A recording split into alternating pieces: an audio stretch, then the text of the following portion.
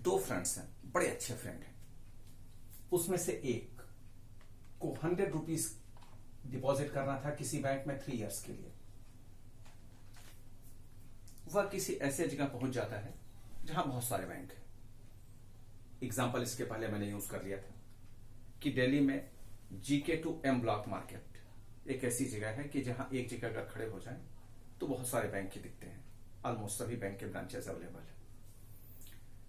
वह person GK to के M block में पहुंच जाता है उसी मार्केट में।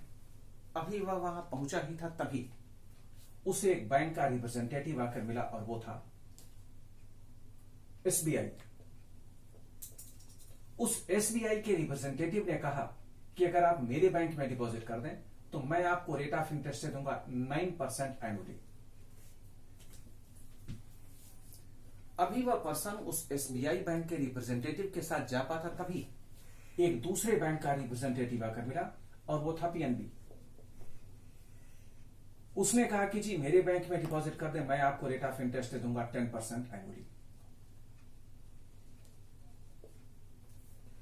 अभी वह इन दोनों में से किसी एक को डिसाइड कर पाता तभी एक तीसरे बैंक का रिप्रेजेंटेटिव आया, वो था ओबीसी। उसने कहा कि जी मेरे बैंक में डिपॉजिट कर दें, मैं आपको रेट ऑफ इंटरेस्ट दूंगा 8% एनुअली। थिंक करें और बताएं उसे किस बैंक में डिपॉजिट करना चाहिए। अगर आप सभी थिंक कर रहे होंगे तो देखने से इस एग्जांपल को पता चल रहा है कि उस पर्सन को पीएनबी में डिपॉजिट करना चाहिए, क्योंकि सभी कंपैरेटिवली इन तीनों में सबसे अधिक रेट ऑफ इंटरेस्ट पीएनबी का है। बिल्कुल ठीक है। वह पीएनबी में डिपॉजिट करता है और घर आ जाता है, क्योंकि मैंने एग्जांपल में कहा कि दो हैं फ्रेंड्स, बड़े अच्छे हैं।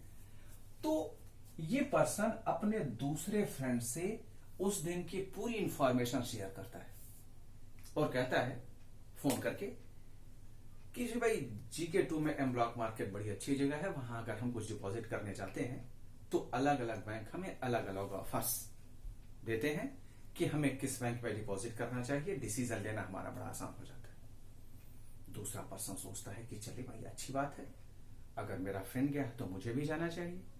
दूसरा पर्सन भी मान लें 100 रुपीज लेकर, ये 100 रुपीज हमने एक फिक्स फिगर लिया है, कोई भी आप एज्यूम कर सकते हैं। वह मन ही मन सोचता है कि मैं अपने फ्रेंड से कम क्यों, वह कर सोचता है कि मैं 5 इयर्स के लिए डिपॉजिट कर देता हूं। ऑफिस से छुट्टी लिया, वो भी पहुंच जाता है जीके 2 के ब्लॉक मार्केट में। अभी वह वहां पहुंचा ही था तभी उसे एक बैंक का रिप्रेजेंटेटिव मिला, वो था आईसीआईसीआई। उस बैंक के रिप्रेजेंटेटिव ने कहा कि अगर आप मेरे बैंक में डिपॉजिट कर दें तो मैं आपको रेट ऑफ इंटरेस्ट दूंगा 8% एनुअली। वह पर्सन मन ही मन सोचता है कि क्या जरूरत है इसके साथ जाने की, मेरे फ्रेंड ने तो कहा था कि बहुत सारे ऑफर्स आते हैं। अभी वह वहां रुका ही था तभी उसे एक और बैंक का रिप्रेजेंटेटिव आकर मिला और वो था कोटक महिंद्रा। उसने कहा कि जी मेरे बैंक में डिपॉजिट कर दें, मैं आपको रेट ऑफ इंटरेस्ट दे दूंगा 7% सेमी एनुअली।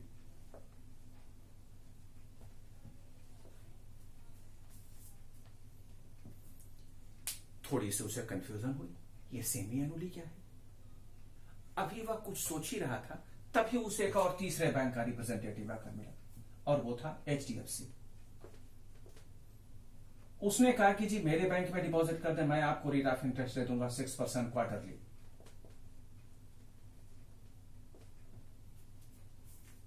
उसने कहा बड़ी कंफ्यूजन है। वह बिना डिपॉजिट किए घर वापस आ गया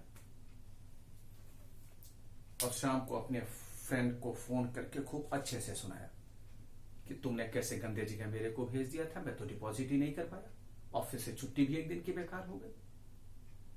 उसका जो फ्रेंड था पहले वाला, वो कहता है कि नहीं बड़ी अच्छी जगह है, ये कहता है बहुत खराब जगह है।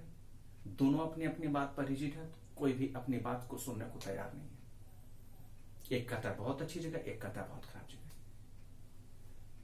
जरा देखते हैं कहां दोनों में कंफ्यूजन हो गई। सही दोनों है, कंफ्यूजन कहां हुई?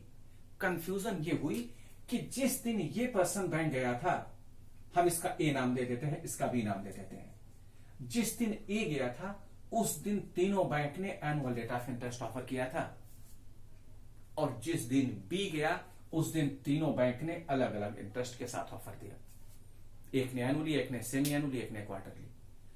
कितना अच्छा होता अगर तीनों ने एनुअल रेट ऑफ इंटरेस्ट दिया होता, तो शायद बी भी डिपॉजिट करके आता, उसकी छुट्टी खराब नहीं होती।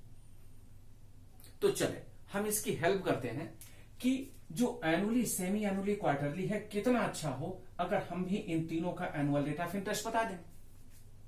एक में तो कोई कंफ्यूजन नहीं है। हमारे पास एक फार्मूला है जिससे हम कभी भी कहीं भी किसी भी सेमी एनुअली, क्वार्टरली या मंथली रेट ऑफ इंटरेस्ट को एनुअल रेट ऑफ इंटरेस्ट में कन्वर्ट कर सकते हैं। क्योंकि कंफ्यूजन यही तो थी कि तीनों ने एनुअल रेट ऑफ इंटरेस्ट नहीं बताया, तो हम हेल्प कर देते हैं और इस टॉपिक को जिसमें किसी भी सेमी एनुअली, क्वार्टरली या मंथली रेट ऑफ इंटरेस्ट को एनुअल में कन्वर्ट करते हैं, उसे हम इफेक्टिव रेट ऑफ इंटरेस्ट कहते हैं। तो टॉपिक देखते हैं आप, effective rate of interest.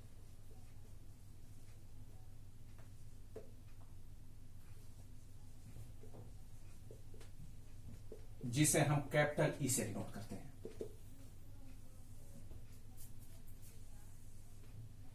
The actual annual rate of interest is called effective rate of interest.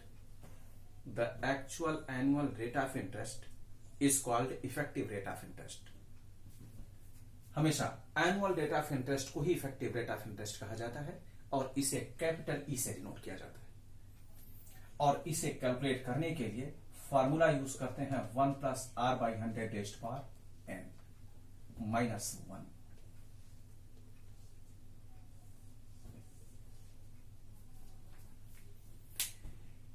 यह formula effective rate of interest का, और effective rate of interest annual rate of interest होता है। इट मींस इस फार्मूले से हम कभी भी किसी भी सेमी एनुअली, मंथली या क्वार्टरली को एनुअल रेट ऑफ इंटरेस्ट में कन्वर्ट कर सकते हैं। लेकिन लर्न रहे, एन की बेसिक वैल्यू इस एग्जांपल में 1 ही रखेंगे हमेशा। टाइम पीरियड कितना भी दिया जाए कोई फर्क नहीं पड़ता, एन की बेसिक वैल्यू 1 रहेगी। लेकिन अगर क्वेश्चन सेमी एनुअली है तो 1 into 2 कर देंगे, क्वार्टरली होगा तो 1 into 4 कर देंगे। तो इस फॉर्मूले के बेस पर हम एनुअल में कन्वर्ट कर सकते हैं। अब इस बी फ्रेंड को जहां कंफ्यूजन थी, हम इसकी हेल्प करते हैं और देखते हैं किस बैंक में उसे डिपॉजिट करना चाहिए। तो चलिए, आईसीआईसीआई बैंक में कोई कंफ्यूजन नहीं क्योंकि यहां 8% एनुअली मिल रहा है। हमें कंफ्यूजन केवल 2 की है, एक कोटक महिंद्रा और दूसरा एचडीएफसी। तो यहां हम देखते हैं for Kotak Mahindra E equals to 1 plus rate of interest दिया गया है 7%, क्योंकि सेमी एनुअली है तो रेट ऑफ इंटरेस्ट को 2 से डिवाइड करें। एन की वैल्यू तो हम 1 ही रखेंगे, इंटू 2 कर देंगे क्योंकि यह सेमी एनुअली था। इक्वल्स टू 2 से इसे कैंसिल करेंगे, आता है 3.5, 3.5 बाई 100 0.035, 1 को ऐड करने के बाद 1.035 raised power 2 minus 1, 1.035 raised power 2। Calculator से कैलकुलेट करें, 1.035 इंटू 1.035 इक्वल्स टू 1.0712। मैंने कहा आपसे डेसिमल के 4 प्लेसेस तक का फिगर लेने के लिए 1.0712 माइनस 1, ये आता है 0.0712 इंटू 100 इक्वल्स टू 7.12%। इंटू 100 हमने इसलिए किया इससे परसेंटेज बताया जा सके। 7.12%, इसकी मीनिंग 7% सेमी एनुअली का एनुअल रेट ऑफ इंटरेस्ट है 7.12% for HDFC. Effective rate of interest E equals to 1 plus 6% quarterly है, क्वार्टरली में रेट को 4 से डिवाइड करेंगे, टाइम पीरियड एन के जगह पर लिखेंगे 1 इंटू 4 कर देंगे क्योंकि क्वार्टरली की इंफॉर्मेशन गिवन है। 4 से 6 को कैंसिल करेंगे 1.5 by 100 0.015 plus 1 1.015 raised power 4 minus 1 1.015 raised power 4 1.015 into 1.015 equals to 2 times हो चुका है, हमें चाहिए 4 टाइम्स, 2 हो चुका है 3 4। डेसिमल के 4 प्लेसेस तक का फिगर 1.0613 माइनस 1.0613 इंटू 100 6.13%। इसकी मीनिंग 6% क्वार्टरली का एनुअल रेट ऑफ इंटरेस्ट 6.13। इसकी मीनिंग तीनों एनुअल रेट ऑफ इंटरेस्ट अब हमारे पास आ गए। क्या क्या था? 8% एनुअली का है, 7.12% एनुअली का है, 6.13% एनुअली का है। तो अगर तीनों एनुअल रेट ऑफ इंटरेस्ट है तो इसमें better annual rate of interest ICICI है, इसलिए आईसीआईसीआई में ही हमें डिपॉजिट करना चाहिए या उस पर्सन को डिपॉजिट करना चाहिए। यही एग्जांपल आप याद करें, इससे पहले की वीडियो में आपको दिया गया था और उसमें मैंने कहा था कि हम इसी एग्जांपल को एक बार फिर यूज करेंगे क्योंकि हमें एक टॉपिक डिफाइन करना था इफेक्टिव रेट ऑफ इंटरेस्ट को। तो इस एग्जांपल से इसे हम इजीली समझ सकते हैं। कुछ क्वेश्चंस ऐसे बनते हैं जिसमें यह कहा जाता है 2 रेट ऑफ इंटरेस्ट दे दिए गए, 6% क्वार्टरली या और 7% सेमी एनुअली। इसमें बेटर रेट ऑफ इंटरेस्ट कौन सा है? एक में कह दिया जाएगा 7%, एक में कहा जाएगा 6%, एक में कहा जाएगा नॉट डिफाइंड, एक में कहा जाएगा कांट से। तो 4 ऑप्शंस जो आपको बेटर लगता है, और ये कैलकुलेशन हम केवल इफेक्टिव रेट ऑफ इंटरेस्ट के बेस पर ही कर सकते हैं। सिंपल इंटरेस्ट में ये स्टेटमेंट यूज नहीं किया जाता क्योंकि simple interest words semi annually, quarterly या मंथली के लिए एग्जिस्ट नहीं होता, इसलिए ऐसा कोई एग्जांपल सिंपल इंटरेस्ट में नहीं बनता। अगर बनता है सिंपल इंटरेस्ट में तो हम वही figure as it is use कर लेंगे एनुअली के लिए और कोई डिफरेंस नहीं होता।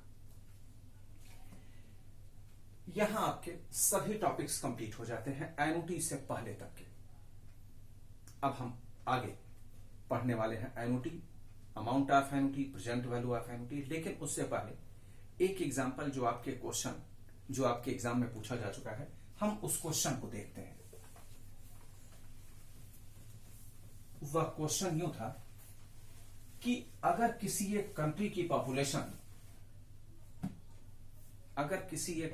पॉपुलेशन एवरी ईयर जितनी कंट्री की करंट पॉपुलेशन होगी उसका 2% इंक्रीज होती है, तो अगर उस कंट्री की पॉपुलेशन को 40% बढ़ाने हो तो कितने ईयर्स लग जाएंगे?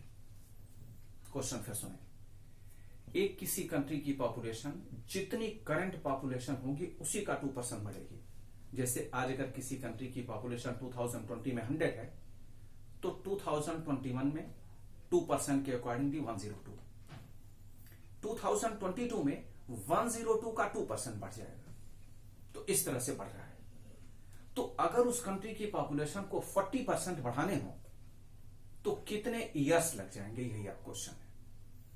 तो अब अगर हम इस क्वेश्चन को देखें, क्योंकि जितनी करंट पॉपुलेशन है उसी की परसेंटेज बढ़ रही है 2%, क्या यही इंफॉर्मेशन कंपाउंड इंटरेस्ट में भी नहीं होता है?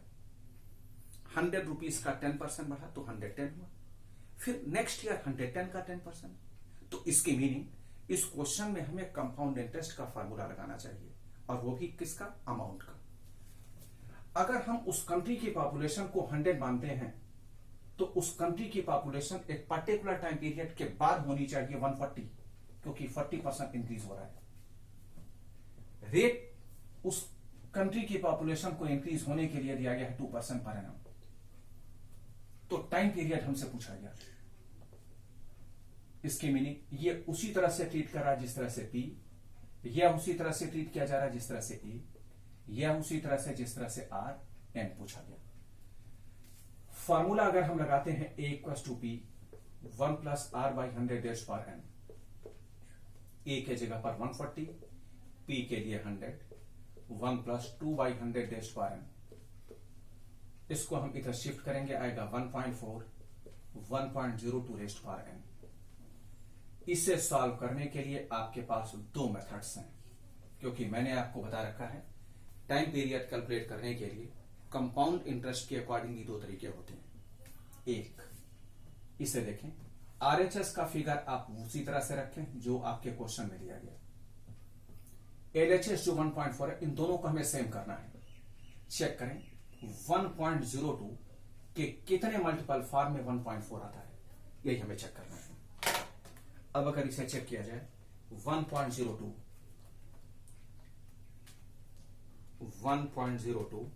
इंटू 1.02 इक्वल्स टू 2 टाइम्स हो चुके हैं, 1.4 चाहिए, 2 हो चुके हैं, 3, 4, 5, 6, 7, 8, 9, 10, 11, 12, 13, 14, 15, 16, 17 पर एग्जैक्ट आता है 1.4। तो इसके मीनिंग पावर हमें लिखना चाहिए 17। अब क्योंकि बेस सेम है तो n इक्वल टू हो जाएगा 17 ईयर्स अप्रॉक्स। यही आपका आंसर है। इसे सॉल्व करने का दूसरा तरीका 1.4 equal to 1.02 raised power n taking log on both sides. log 1.4 equal to log 1.02 raised power n। n को फ्रंट पर लाएंगे। प्रॉपर्टीज बहुत सारे हैं लेकिन उसमें से एक प्रॉपर्टी हम यहां यूज कर रहे हैं log m raised power n की। तो n इक्वल टू हुआ log 1.4 डिवाइडेड बाई log 1.02। इन दोनों वैल्यूज की वैल्यू आप लॉग टेबल से कैलकुलेट कर सकते हैं। मैंने आपको ट्रिक बता रखा है कैलकुलेटर से लॉग की वैल्यू कैसे निकालते हैं। कैसे निकालते हैं? 1.4 की वैल्यू पहले 1.4 आप प्रेस कर देंगे, इसका 19 टाइम्स रूट लेंगे। 1, 2, 3, 4, 5, 6, 7, 8, 9, 10, 11, 12, 13, 14, 15, 16, 17, 18, 19 माइनस 1 इंटू 227675 227,675 इक्वल्स टू 0.1461। तो ये हुआ 0.1461 डिवाइडेड बाई, अब हमें किसकी वैल्यू चाहिए? 1.02 की। 1.02 इंटू 1.02 इक्वल्स टू 2 टाइम्स हो चुका है। गलती हो गई, ये पावर कैलकुलेट नहीं करना था, लॉग की वैल्यू निकालनी थी। तो क्या करेंगे? सबसे पहले 1.02 इसका 19 times root 1, 2, 3, 4, 5, 6, 7, 8, 9, 10, 11, 12, 13, 14, 15, 16, 17, 18, 19 minus 1 into 227675 equals to 0.0085। और अब आप अगर इसे डिवाइड करें 0.1461 divided by 0.0085 equals to 17.18 years. एक आंसर आया था 17, क्योंकि कैलकुलेटर से अगर हम टाइम पीरियड कैलकुलेट करते हैं तो वह कभी भी डेसिमल पॉइंट में नहीं बताता। तो अगर आपके ऑप्शंस डेसिमल पॉइंट में नहीं हैं तो उस केस में आप यह कैलकुलेट करें, डेसिमल पॉइंट में होंगे तो इस तरह से कैलकुलेट करें।